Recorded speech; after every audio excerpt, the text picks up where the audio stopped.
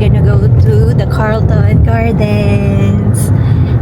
Ipapasyal lang natin si Kambal, and eto si Ronald, he's driving going to the garden. Yo. Yo. It's already 4 p.m.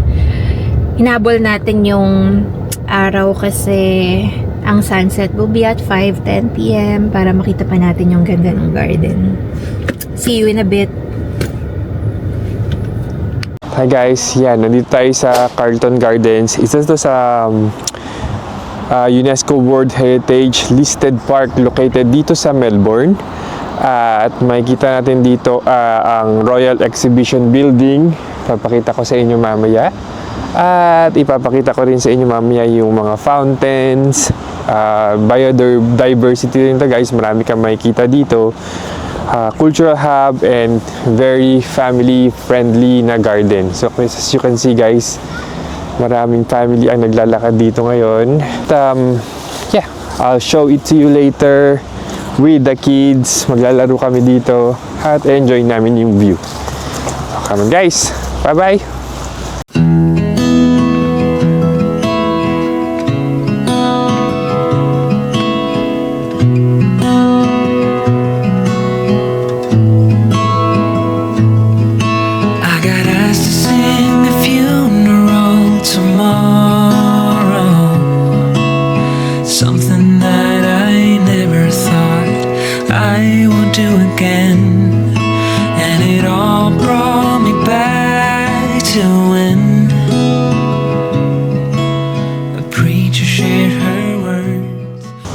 Hi guys, grabe, ang ganda dito guys. Kung ma-appreciate mo talaga yung Ang ganda ng leaves nila, oh. Oo nga, parang autumn pa din, sa winter na. As you can see guys, Tayo mo lang doon sa yan, daming nag-picture dito, daming naglalakad, daming nagre-rest. Kasi talaga guys, maganda itong puntahan, lalo na pag weekends or kahit araw-araw. So ayan, dito po muna kami dito sa bench kasi nga medyo napapagod na kami.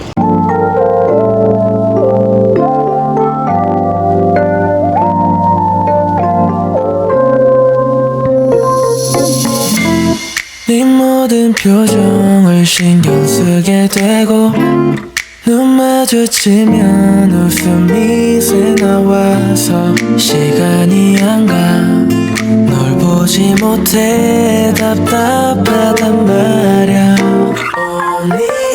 애써줘 네 옆에서 네가 힘들 땐 탕비 싫고 너에서 아무도 모르게 너와 라라라라라 손만 잡아도 좋아 이러면 안 되는 거 아는데 말은 하면 몰라. So yun nga guys, sabi nga ni Ronald, this is a UNESCO World Heritage.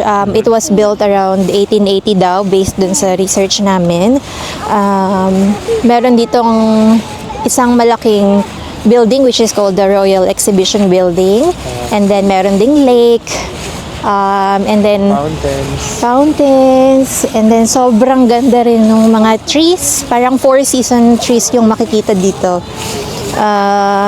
So right now, para siyang autumn leaves at in the winter na. Sobrang ganda, lalo kapag magsa-sunset.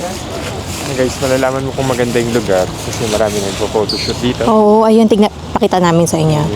Ayun o, may nagpiprenup. I don't know if you can see, but may nagpiprenup. Prenup ba yun? Or parang, nga, prenup na tawag dun. Baka kinasal na sila. Anyway guys, let's go to our next destination. See you in a bit. See ya!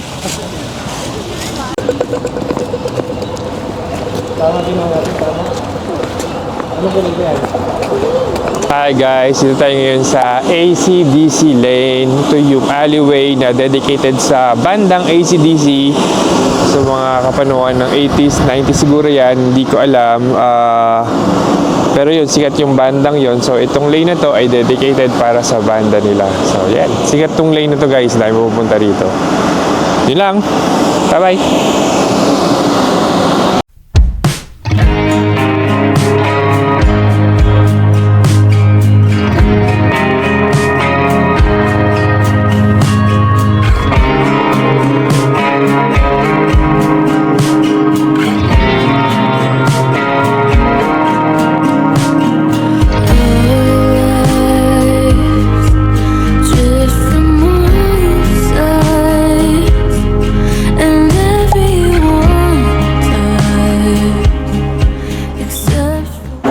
Hi guys, dito tayo ngayon sa Flinders Station dito sa Melbourne, sa iconic na architecture dito sa Melbourne. So guys, papakita ko sa inyo, ayan, yan ang Flinders Station, most busiest and oldest station dito sa Melbourne.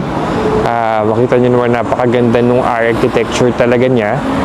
So yung yellow facade, tapos may green dome, and then may famous na yung clock. Kung makikita nyo yan guys, sabi dito guys, nag-open to nung 1854, then na-complete siya nung 1910. So making it the oldest and the busiest station dito sa Melbourne.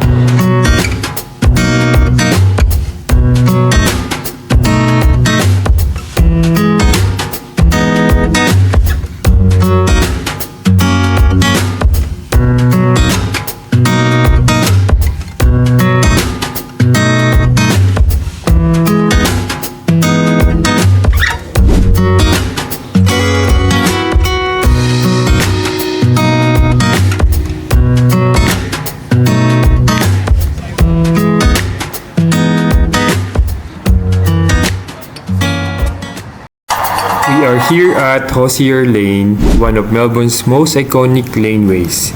It's famous for its incredible street art and graffiti.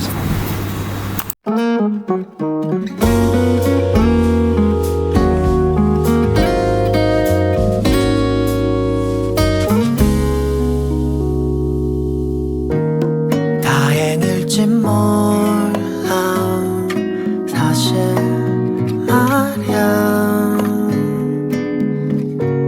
내 목소리 들으면 갑자기 말문이 턱하고 막힐 것만 같아 갑작스러운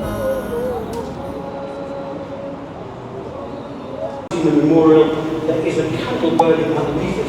Come and look at it after the service. It shows a lot of Hey guys, tapos na nakahabol kami sa Mass dito sa St. Paul's Cathedral. Nag-attend kami ng mass guys. Very solemn siya. First time natin yun, no? First time dito sa church na to. Pumupunta-punta tayo pero walang mass. Si Father parang cardinal. Parang mataas nga siya. Kapag-bye pa kami kay Father. Very meaningful ang ating Araw ngayon. Sunday. Dinner time na kami. Bye! Guys, see you in a bit. Ito. Chin-chin pero hindi tayo dyan kakain.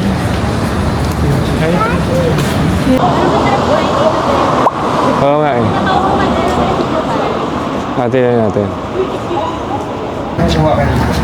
Okay, dito tayo. Marami bang people? Ikon yung kumarang. Ako ka namin. Mali na mo pala eh. Ha? Diba?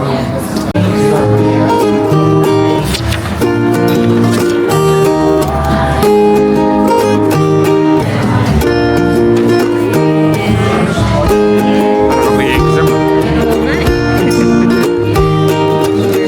Hey guys, let's try naman the ramen.